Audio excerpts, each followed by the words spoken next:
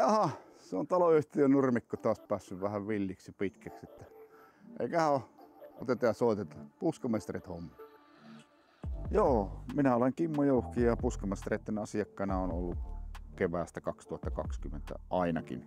No me kun muutettiin tähän aikoina, mehän on asuttu tässä 12 vuotta, mutta se, että tuossa meillä on häirinyt tuossa takapihalla jo pitkään, tai silloin häiritsi pitkään semmoinen edellisen asukkaan rakentama joku ihmeellinen istutusalue, mikä oli, ja me haluttiin siitä päästä eroon, mutta kun me katsottiin itse sitä, että se on niin iso urakka, että että kyllä siihen täytyy saada joku ulkopuolinen tekemään sitä, että ei meikäläisellä ole paukkuja sellaisen.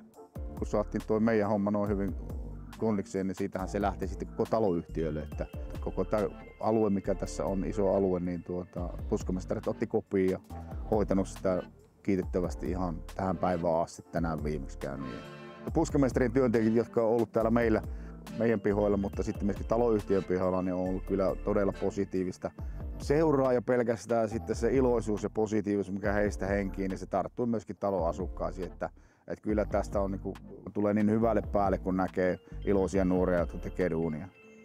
Mistä mä oon tykännyt hirveän paljon puskamestarin työntekijöitä, että he varmistaa aina sen työnsä jäljen jälkeen, jos niin kuin tuossa meillä, jos ajatellaan meidän pelkästään takapiaa, niin tämä puskamestarin työntekijät niin huomioi meidän tarpeet niin täydellisesti, että voin kyllä jo pelkästään sen takia suositella, että pihatyöt on ainakin mun henkilökohtainen mielipide, että ne kannattaa ulkoistaa aina ammattilaisen käsiin silloin, kun vähänkään epäröi sitä, että mitä pitäisi millekin kasville tai aluskasvillisuudelle tehdä ja istutuksille tehdä.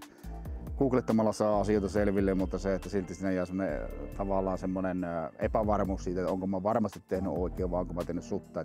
Enkä mä halua lähteä riskeeraamaan sitä, että tulee täyttä sutta. Että mieluummin mä maksan sen laskun, mikä siitä tulee, ja se on kunnolla tehty. Ja siinä on vielä takuukin sitten voimassa.